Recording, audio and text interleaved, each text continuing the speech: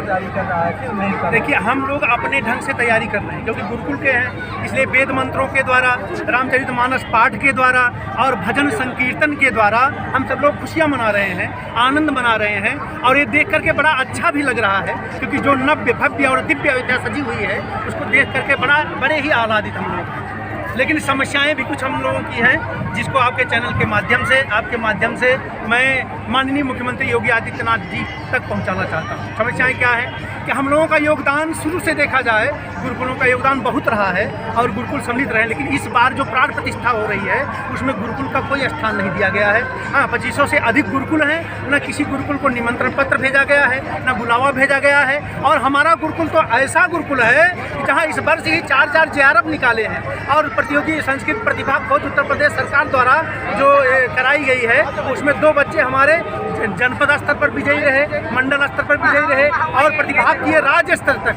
हाँ, कोई सामान्य हमारे यहाँ के विद्यार्थी नहीं है। लेकिन एक निवेदन मैं करना चाहूँगा, हमारे गुरुकुल की 200 वर्ष पुरानी बिल्डिंग है, इतना नव्य और भव्य दिव्य अयोध्या बनाई गई, लेकिन उत्तर प्रदेश सरकार को उस बिल्डिंग पर भी ध्यान देनी चाहिए। इतने छोटे छोटे बच्चे हैं, अगर बिल्डिंग गिर जाए, दब करके मर जाए, उसकी जिम्मेदारी कौन लेगा? बाद में आकर के आश्वासन देंगे, सांत्वना देंगे, यही करेंगे। कितने दिन से मांगे की जा रही हैं। क्या आपने जो है सरकार को कोई पत्र लिखा है? 2500 पत्र, 20 पत्र सरकार सब जान रही है। हर साल भर में कम से कम 50 बार भरा जाता है कि भवन बिल्डिंग सब जर्जर हैं, सबकी दुर्दशा है, सब पर ध्यान दिया जाए इस पर। और सबसे बड़ी समस्या है, आपको सर बता दें हम कि संस्कृत विद्यालयों में वेतन विसंगत होते हैं। कैसे विद्यालय के लोग अपना जीविकोपार्जन कर रहे हैं उसको हम लोग जानते हैं। स्नातकोत्तर स्तर पर पढ़ाने वाला जो अध्यापक है उसको इंटर कॉलेज स्तर का वेतन दिया जा रहा है। इंटर कॉलेज स्तर का पढ़ाने वाला अध्यापक उसको प्राइमरी स्तर का वेतन दिया जा रहा है। अब आप समझ ले सकते हैं गुरुकुलों की क्या दुर्दशा है। गुरुकुल पर इनका ध्यान देखिए, गुरुकुल से ही भगवान राम निकले।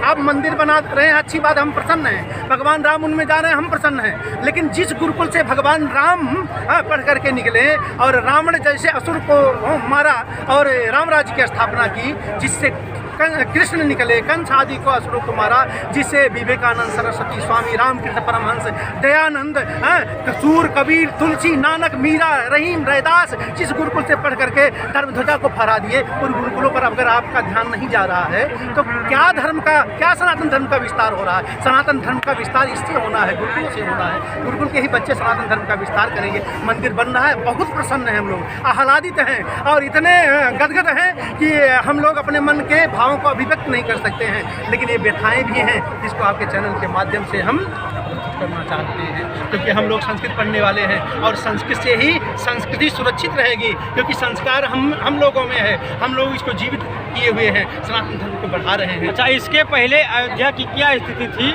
और आने वाले 5 सालों में क्या स्थिति है, आप कैसा महसूस करते हैं? देखिए, अयोध्या 4 साल पहले तो एकदम अयोध्या एकदम उजाड़ लग रही थी, वीरान लग रही थी। ऐसा लगता था कि जैसे गांव, इससे अच्छा तो गांव लगता था, गांव की खूबसूरती लगती थी, जो वीरान और उजाड़ अयोध्या दिखाई पड़ता था। इसके लिए तो मैं बहुत बहुत धन्यवाद दूंगा माननीय मुख्यमंत्री योगी आदित्यनाथ जी को, जो इस अयोध्या नगरी को पावन, दिव्य, भव्य और नव्य बना दिया है। इसके लिए हम सब लोगों को बड़ी प्रसन्नता है और बड़े ही हम लोग जो है मंत्रमुग्ध हैं उनके इस कार्य को देखकर।